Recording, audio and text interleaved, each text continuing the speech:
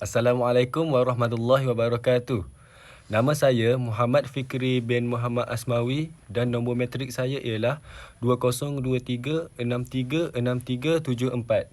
Nama saya ni Aizat Aiman bin Berzuan. Nombor matrik saya 2023884082.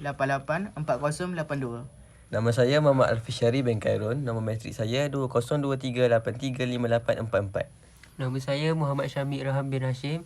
Nombor matrik saya 2023636572.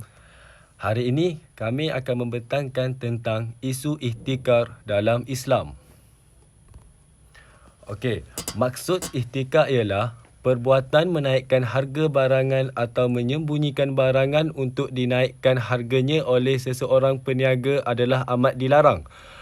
Perbuatan ini termasuk dalam larangan daripada melakukan ihtikar. Saya nukilkan di sini beberapa definisi ihtikar berdasarkan pandangan ulama dari pelbagai mazhab seperti berikut. Pertama, Imam Al-Nawawi mendefinisikan ihtikar sebagai ihtikar seseorang yang membeli makanan ketika harganya tinggi untuk dijual belikan. Akan tetapi, dia tidak menjualnya pada waktu itu. Sebaliknya, dia menyembunyikannya agar dapat menjualnya dengan harga yang lebih tinggi.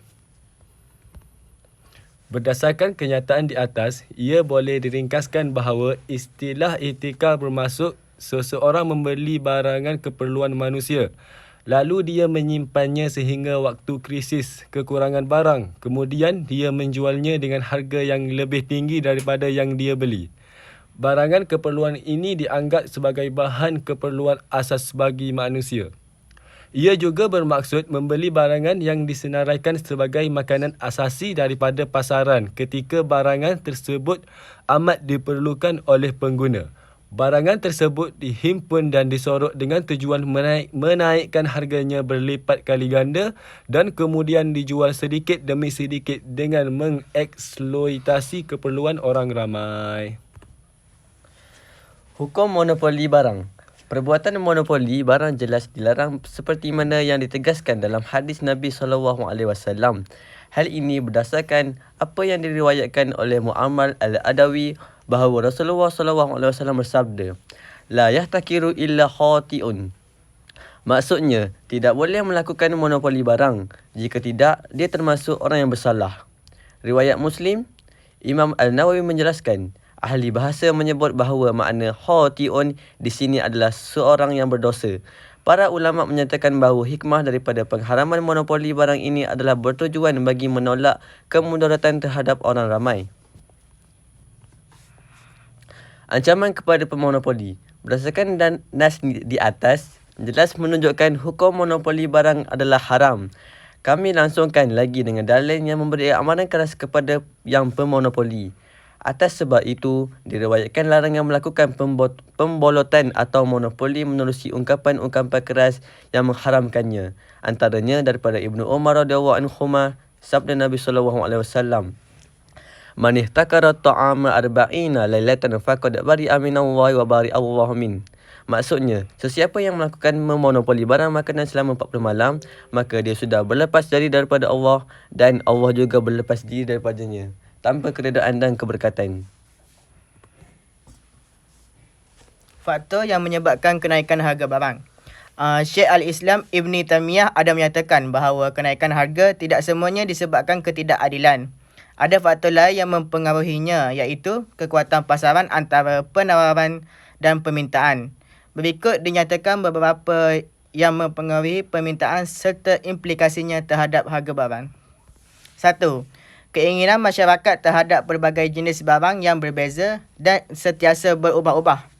Perubahan ini sesuai dengan keadaannya yang nadir atau bukan pada barang-barang yang selalu dibeli. Kedua, jumlah mereka yang menginginkan satu-satu barangan. Jika jumlah masyarakat yang menginginkan barangan tersebut semakin banyak, maka harganya akan meningkat. Ketiga, lemah atau kuatnya permintaan terhadap sesuatu barang dan besar atau kecil ukurannya permintaan. Apabila permintaan besar, maka harga akan naik. Keempat, kualiti pembeli, iaitu sekiranya pembeli adalah seseorang yang kaya dan diyakini mampu membayar hutang, maka harga yang diberikan lebih rendah. Sebaliknya, harga yang diberikan lebih tinggi jika pembeli adalah seorang yang muflis. suka melambatkan pembayaran hutang dan tidak memandang serius akan hutangnya. Kelima, tujuan transaksi yang menghendaki adanya kepemilikan timbal balik antara kedua belah pihak.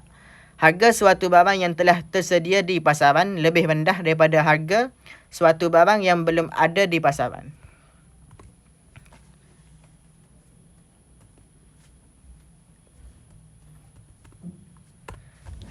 Jenis barang. Menurut Syekh Dr. Wahab Al-Zuhaili, larangan monopoli barangan khusus untuk makanan asasi seperti beras, jagung, kurma dan anggur. Tidak semua makanan haram dilakukan monopoli barang. Hanya makanan asasi sahaja yang haram untuk dimonopoli. Hal ini kerana jika dilakukan monopoli barang pada selain daripada barangan makanan, ia tidak akan mendatangkan kesan negatif. Dalam konteks Malaysia, antara barangan yang juga dianggap sebagai makanan asasi atau keperluan semasa oleh kebanyakan rakyat Malaysia termasuklah tepung, beras, gandum, minyak masak, ayam, ikan, daging, telur, sayur-sayuran, garam, gula dan beberapa bahan-bahan mentah yang lain. Seterusnya ialah bentuk monopoli. Pelbagai bentuk monopoli boleh dilakukan oleh golongan tycoon atau tauke-tauke besar, terutamanya barangan yang menjadi keperluan asasi manusia. Sepanjang pengamatan saya, antara bentuk tersebut ialah barangan hanya dapat dibeli melalui mereka sahaja. Hanya mereka mempunyai lesen atau kebenaran khas.